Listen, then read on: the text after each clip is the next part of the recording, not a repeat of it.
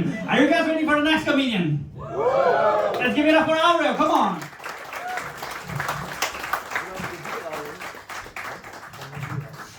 Thank you, Diego. Hello, everybody.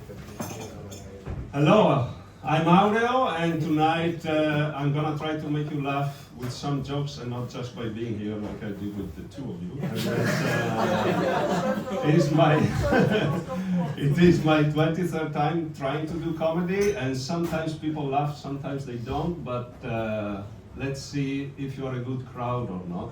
I'm for sure not a good comedian, so it's on you to make it happen. And as I say on my t-shirt, I say we are gods because we do create our own reality every single time. So I believe in my head I'm a comedian, so I'm here. But then do you believe you're a good crowd for comedy? No, nobody is doing anything. You're all flat. Is it me or is it you? It's all of us. It's all of us. So all of us, let's make it happen. And tonight I'm gonna try something completely new, so it might be even less funny than what I used to do. But let's see if it works. Tonight I'm gonna try to talk about drinking. You guys like drinking? Yeah, good. We are in the right place for that. But now, do you like drinking or drinking? Competitive drinking. Competitive drinking, that's the right spirit. Do you like drinking, waking up on the floor? Or do you know, has any of you ever woke up on the floor the next morning? Yeah, that's a good, that's enough competition to be almost at, I'm not gonna say the Olympics, but it's the local, I think you can participate with the local crowd of the park. Anybody else woke up on the ground? On the floor? No? I've done maybe something better than you because I woke up on the floor outdoors. And I think that if you wake up on the floor outdoors, it's even better than waking up in your own room on the floor. It means you were really out, as they say. But you know how I started all of this? I'm Italian, if the Italian table can relate to this. In Italy, we normally start drinking at 12, and that's the age, not the time. And yeah, I was only 12 because I come from, you are all from the north, I come from Veneto. Yeah, so you know how it is. I mean, Italy is the largest producer of wine in the world. We make 20% of the whole wine in the world, and in Veneto, we make 20% of the wine made in Italy. And so, it's more common than water. That's why we start early drinking it. And for sure, my grandparents gave it to me. I don't even give Coca-Cola to my kids. And my grandparents were giving it wine to me. And you know, you grow up with wine in your life, and then you drink all the time. And I think I at one point I got very good at an art that now I think is lost. Drink driving.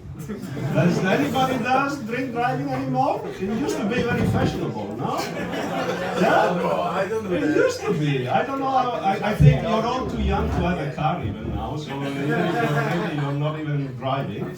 But you're trying. Back then it used to be the norm. I don't know. Maybe also the Italians there are too young to remember. But for me, I was a good one, you know. I've lost some friends. They were not any good at drink driving, whereas I survived the period. And you would go out, and the funny thing is, if we were go out, 4 friends of us, all 4 of us would drive to a place, drink, and then say, oh, let's go somewhere else and drink. And then everybody gets on their own car and drive, and they go to another place to drink more.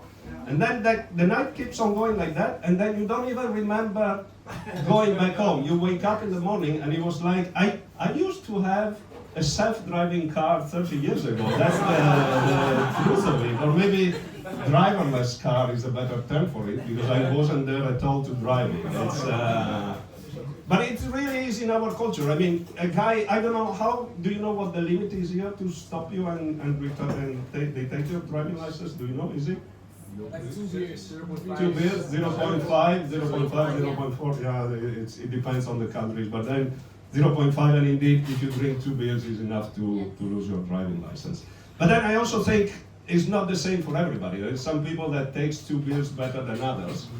And we used to have this guy in our village that he used to be one of those guys that pick up the trash.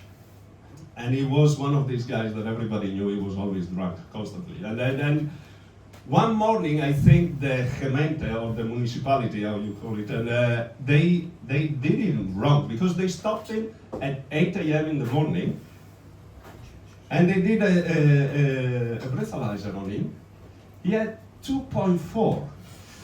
You know how good at drinking you need to be at 2.4 at 8 a.m. in the morning and still be working, because he was going around with a truck. He started the shift at 6, so between 6 and 8 he managed to get to 2.4, and it was just his normal habit. Then they fired him, they made him stop drinking, and then if you take the alcohol out of those people, they don't stand anymore. He wouldn't walk straight anymore, because the alcohol was what kept him straight and working well within the pickup trash community. And let me see, how am I doing on time? I don't know, maybe I can tell you another story that is funny. I'm married.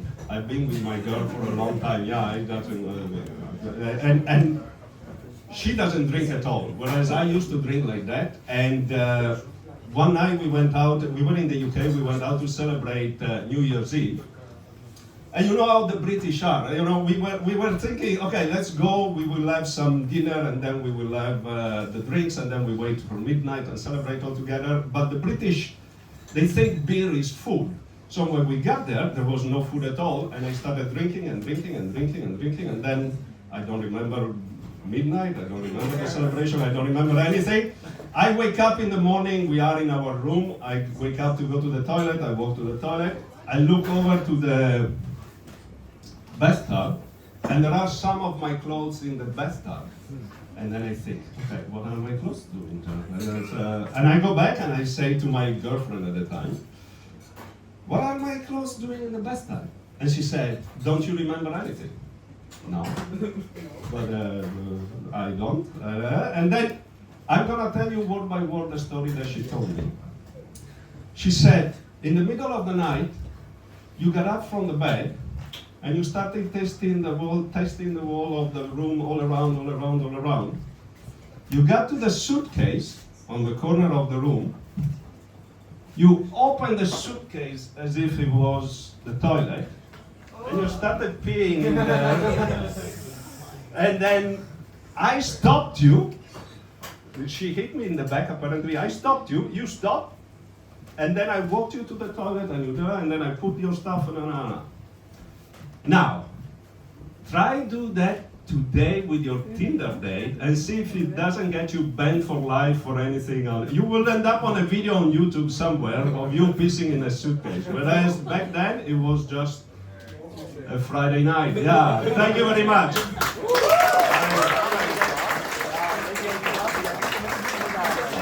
Let's give it up for Laura, come on.